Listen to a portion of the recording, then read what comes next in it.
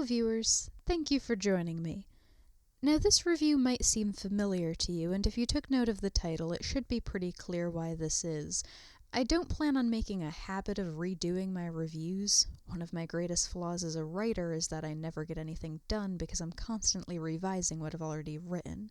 And while my early reviews certainly aren't masterpieces, my first one is the only one I really can't live with, and if I can't sit through my own reviews, how can I expect anyone else to?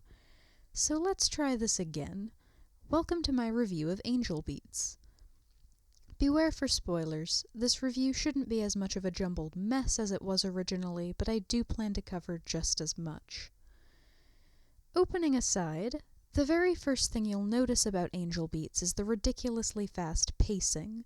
The first episode opens up with our main character, Otanashi, waking up in an unknown place. He has amnesia and is unable to remember anything past his last name. He immediately spots a girl wielding a large gun. She introduces herself as Euripi, or Yuri, and explains to him that he's dead there in the afterlife and that she runs a battlefront whose purpose is to fight God, or more specifically, Angel, the girl she's pointing a gun at. Otanashi, understandably, thinks she's insane and goes down to try to talk to Angel, make sense of what's going on, except then she stabs him through the heart and kills him. One of many times he will die in this first episode. And all of this takes place within the first 5 minutes. See what I meant about the pacing? There's a lot in this show that either isn't explained or isn't explained well, so to make things as simple as possible here, when Yuri says they're defying God, she means they're fighting the natural way of things.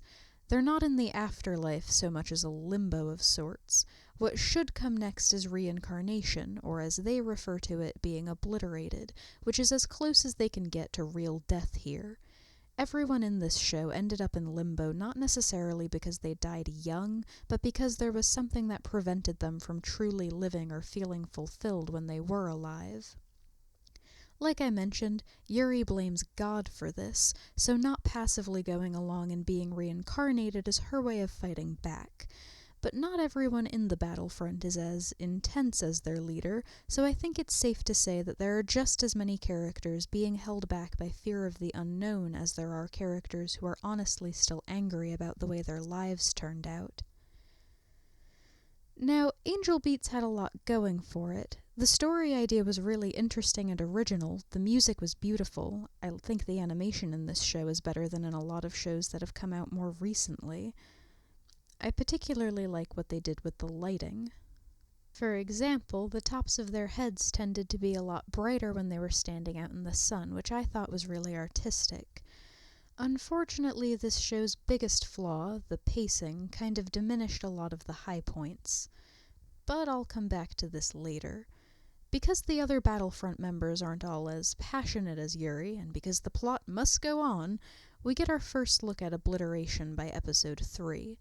This piques the interest of Otanashi, who never fully committed to the Battlefront's goals anyway, so he befriends Angel. And this wasn't as shocking as it was maybe supposed to be. By this point it was pretty obvious that Angel, or Kanade as we learn her real name to be, isn't really a villain. She's trying to do what's right, getting everyone to move on. Eventually, Kanade and Yuzuru, as we learn Otanashi's name to be, make it a joint mission to help the other Battlefront members be at peace with their lives so they can move on. And if they'd just focused on this storyline, I feel like Angel Beats could have been a lot better. I've already said that this show's biggest flaw is its pacing. Angel Beats just tried to do too much in too short a time span. There was action and a few different love stories. They'd be telling jokes one second and sharing horribly depressing backstories the next. It's almost inevitable that if you try to cram too many points into just 13 episodes, it'll end up being rushed. And it was. And where I feel this show suffers most is with its characters. Angel Beats has more than 20 characters, and they only make an effort to develop 7 of them. I would have been willing to sacrifice some of the side plot episodes where they do a bunch of dumb little things to thwart Angel if it meant we could have gotten more time with the other Battlefront members. because when they did take the time to give us a backstory for a character, it was always really well done. A lot of the action was really rushed, and the jokes didn't always hit their mark, but the emotional scenes were effective every single time.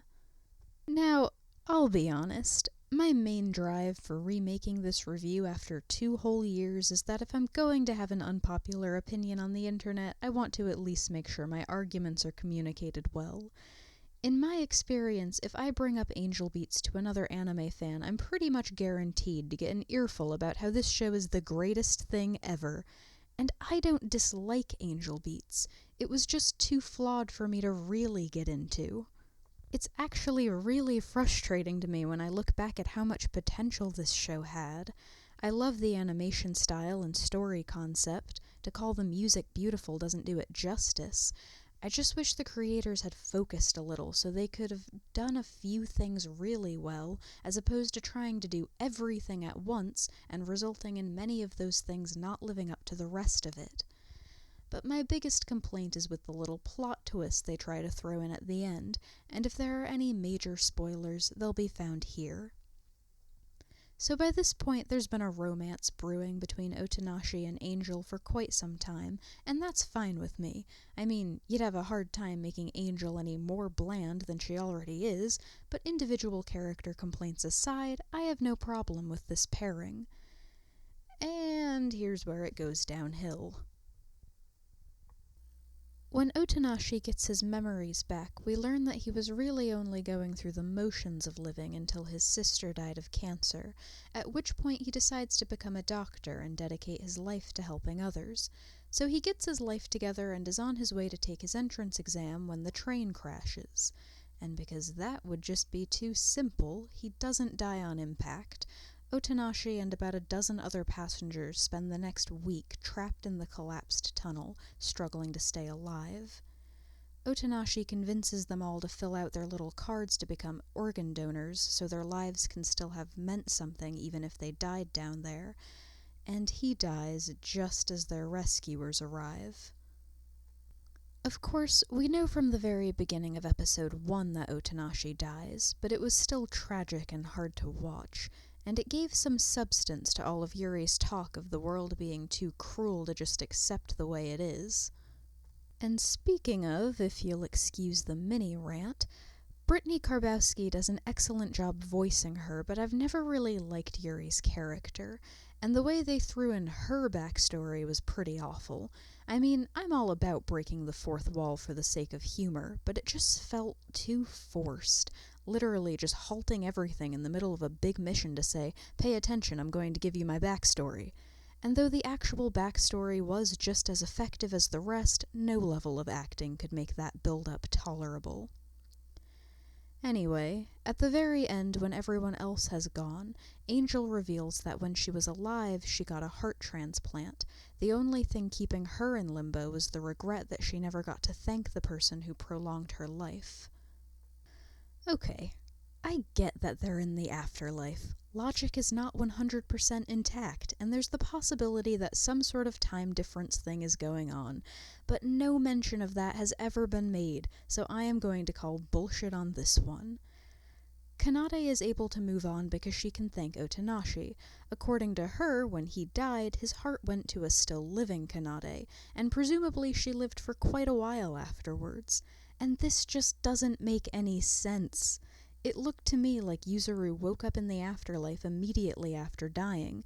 It's hinted pretty heavily that the battlefront has been fighting Angel for quite a while at this point, meaning that Angel would have been dead long before Otonashi's heart was given to anyone.